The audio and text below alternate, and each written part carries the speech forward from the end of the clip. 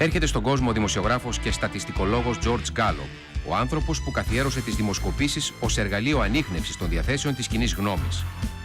Με τη μέθοδο σφημομέτρησης που ο ίδιος ανέπτυξε, ο Gallup κατάφερε να προβλέψει με ακρίβεια τη νίκη του Ρούσβελτ στις προεδρικές εκλογές του 1936. Η επιτυχία αυτή έκανε τον Gallup διάσημο και έκτοτε το όνομά του κατέστη συνώνυμο των δημοσκοπήσεων όπου γης.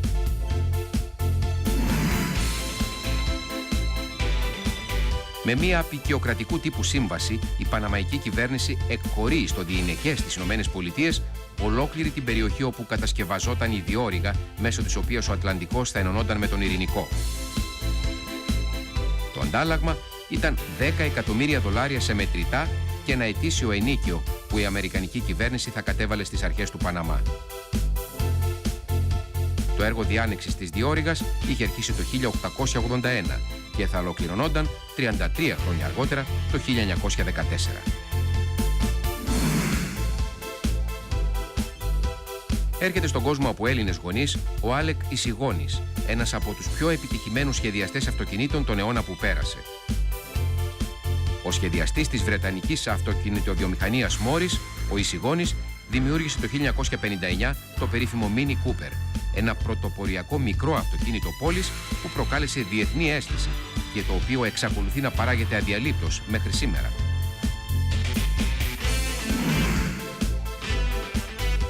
Φεύγει σε ηλικία 52 ετών μια μεγάλη μορφή των γαλλικών γραμμάτων. Ο συγγραφέας Μαρσέλ Προύστ. Ο δημιουργός του μυθιστορήματος Αναζητώντας το χαμένο χρόνο πεθαίνει από ξαφνική πνευμονία επειδή αρνήθηκε να ακολουθήσει τη θεραπευτική αγωγή που του συνέστησαν οι γιατροί.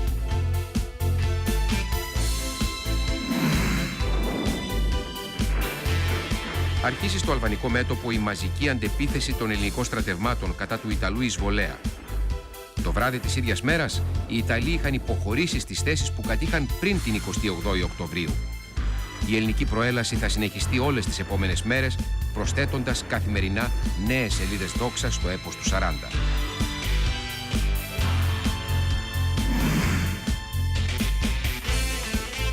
Ένα μόλις μήνα πριν συμπληρώσει τα 57 του χρόνια, φεύγει από τη ζωή από ευνίδια καρδιακή προσβολή ένας από τους σημαντικότερους λυρικούς ποιητές του αιώνα που πέρασε.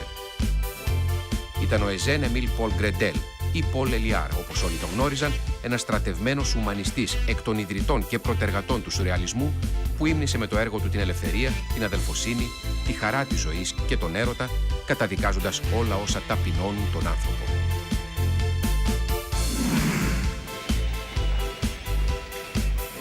Ο ηγέτης της Λιβύης, συνταγματάρχης Καντάφη, φτάνει στη Ιουγκοσλαβική πρωτεύουσα μετά από πρόσκληση του στρατάρχη Τίτο για συνομιλίες με τον Ιουγκοσλάβο ηγέτη, με στόχο την ανάπτυξη των σχέσεων των δύο χωρών και τη συνεργασία τους στο διεθνή χώρο. Ήταν η πρώτη επίσημη επίσκεψη του Καντάφη σε ευρωπαϊκή χώρα στα 4 χρόνια που ο Λίβιος ηγέτης κατήχε την εξουσία στη χώρα του.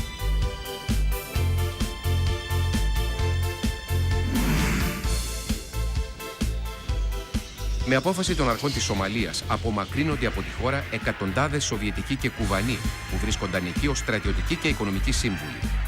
Αιτία της ρήξης των Σομαλικών αρχών με τη Μόσχα και τους συμμάχους της ήταν η υποστήριξη που παρήχε το Σοβιετικό καθεστώς στη γειτονική Αιθιοπία, από την οποία η Σομαλία διεκδικούσε μεγάλες διαμφισβητούμενες εκτάσεις επί της συνοριακής γραμμής των δύο χωρών.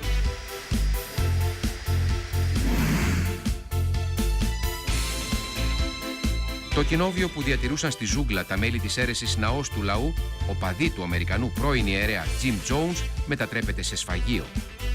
Τα μέλη της αίρεσης αυτοκτονούν ομαδικά με δηλητήριο, ενώ όσοι αρνούνται να αυτοκτονήσουν εκτελούνται με σφαίρες. Όταν οι τοπικές αρχές φτάνουν στο κοινόβιο, ανακαλύπτουν 914 πτώματα, τα 264 από τα οποία ανήκαν σε μικρά παιδιά.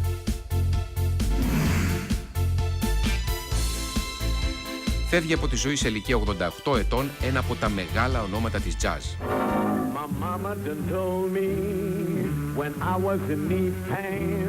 Ο τραγουδιστής και συνθέτης Cab Calloway.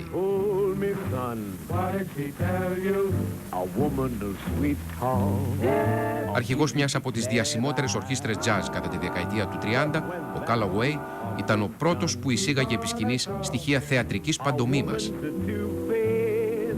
Κατά την 67χρονη καριέρα του, ανέδειξε πολλά νέα μουσικά ταλέντα και συνεργάστηκε με κορυφαίους της jazz όπως ο Duke Ellington και ο Dizzy Gillespie.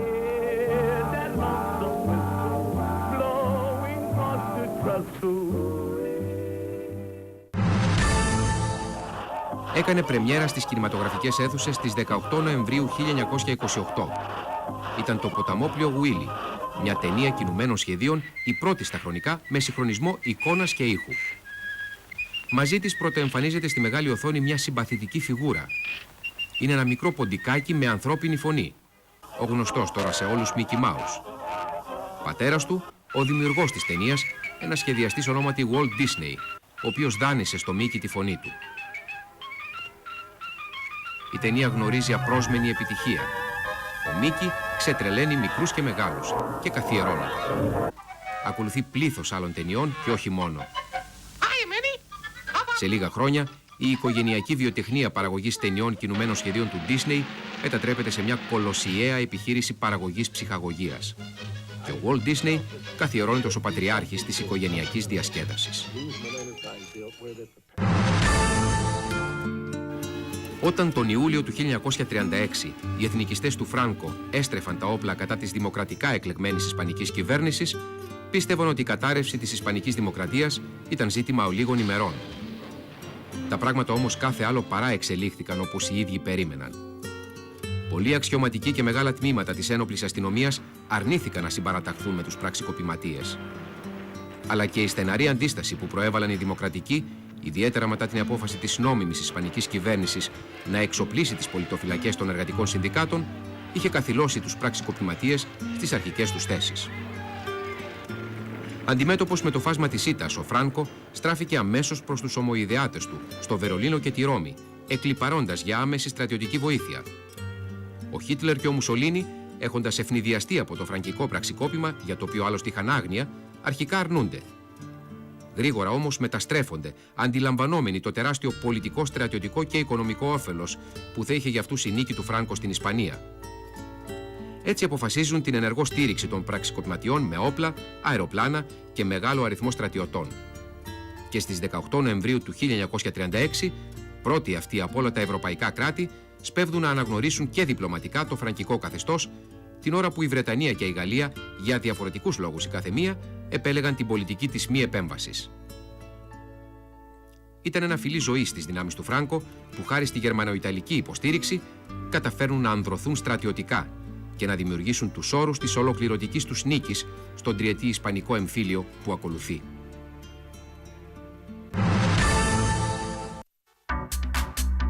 Ο Δανός φυσικός Νίλς Μπορ ήταν ένα από τα κορυφαία επιστημονικά μυαλά της Ευρώπης.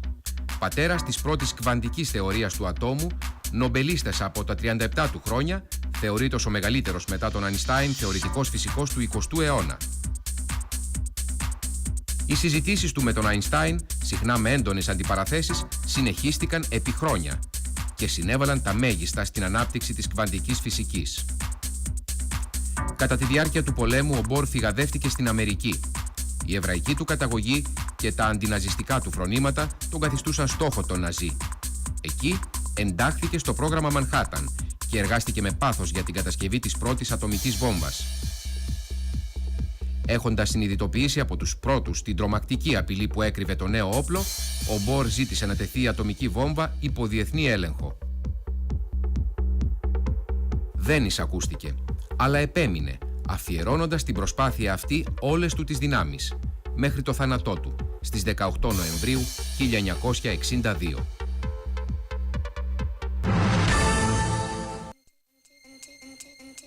Στις 18 Νοεμβρίου 1985, οι Θάτσερ και Μιτεράν καταλήγουν σε μια ιστορική συμφωνία.